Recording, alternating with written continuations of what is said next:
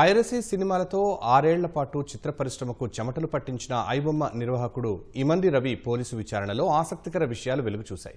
2 విడతలుగా 8 రోజుల పాటు ప్రశ్నించగా అత్యంత వ్యూహాత్మకంగా వ్యవహరించినట్లు తేలింది. నిందితుడి బాల్యమిత్రుల ద్వారా అతడి ప్రవర్తన, తప్పటడుగులు వేసేందుకు కారణాలను విశ్లేషించినట్టు సమాచారం. తెలుగు రాష్ట్రాల్లో సంచలనం సృష్టించిన పైరసీ సైట్ నిర్వాహకుడు ఇమంది రవి కేసు దర్యాప్తులో రోజుకో కొత్త కోణం వెలుగులోకి వస్తోంది. వెబ్సైట్ నిర్వహణ వ్యవహారమంతా తానొక్కడే నడిపించానని, మరెవరికీ ప్రమేయం లేదంటూ నిందితుడు తెలిపినట్టు సమాచారం. ఓటీటీ వేదికలు, థియేటర్లలో రికార్డు చేసిన కొత్త సినిమాలను కొనుగోలు చేసి క్లౌడ్ సర్వర్లలో భద్రపరిచినట్లు రవి అంగీకరించినట్టు తెలిసింది. మొదట్లో తెలివిగా సమాధానాలిస్తూ అసలు విషయాలు దాచేందుకు ప్రయత్నించాడు. కానీ పోలీసులు సేకరించిన సాక్ష్యాధారాలు ఎదురుగా ఉంచి ప్రశ్నించటంతో 6 ఏళ్లుగా సాగించిన పైరసీ నేరకథా చిత్రం గురించి కీలక అంశాలు వెల్లడించినట్టు తెలిసింది.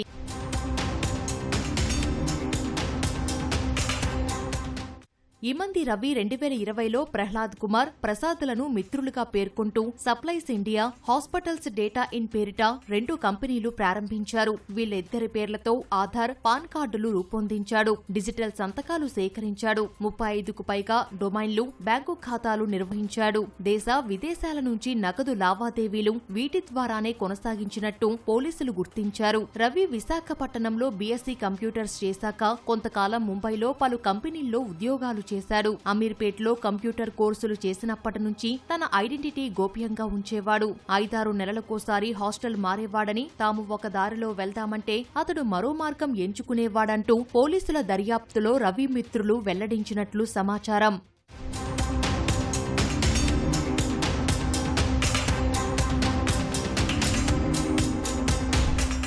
2023లో విజయ్ దేవరకొండ నటించిన ఖుషీ సినిమా రవి పైరసీ చేశాడు. అదే సమయంలో విజయ్ దేవరకొండపై ఐబొమ్మ వేదికగా బెదిరింపులకు పాల్పడ్డాడు. సినిమా పోస్టర్స్ తయారు చేసే వెబ్ డిజైనర్ నిఖిల్ కు తొలిసారి ఐబొమ్మ తనదేనంటూ రవి నిజం చెప్పాడు. రవి మాటలకు నిఖిల్ ఉలికిపాటుకు గురయ్యాడు. అప్పటి వరకు విదేశాల్లోని వ్యక్తులు వీటిని నడుపుతున్నారనే భ్రమలో ఉంటూ పోస్టర్స్ డిజైన్ చేసి డబ్బు తీసుకునేవాడు. అలాంటిది పైరసీ సూత్రధారి రవి అని తెలియగానే అతడి నుంచి దూరంగా ఉన్నాడు.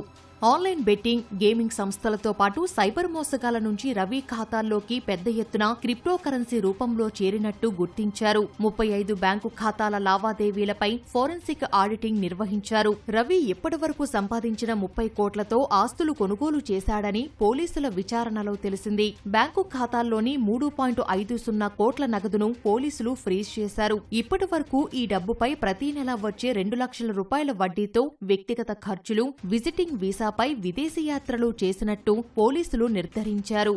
రవి చదువుకునేటప్పుడు ఇంట్లో అమ్మానాన్నల గొడవల వల్ల నిత్యం అదే ఆలోచనలతో ఉంటూ ఒంటరితనానికి దగ్గరయ్యాడు. చిన్నప్పటి నుంచి ఎవరితో కలవకుండా ఒక్కడే ఉండేందుకు ఇష్టపడేవాడని పోలీసుల విచారణలో అతడి బాల్యమిత్రులు చెప్పినట్టు సమాచారం. ప్రేమించిన యువతిని పెళ్లి చేసుకున్నా విభేదాలతో కలిసుండలేకపోయాడు. తాను చవిచూసిన అనుభవాలతో ఆమెతో వేరుపడి ఉండొచ్చని అతడి స్నేహితులు పోలీసుల ఎదుట అభిప్రాయం వ్యక్తం చేసినట్టు తెలుస్తోంది.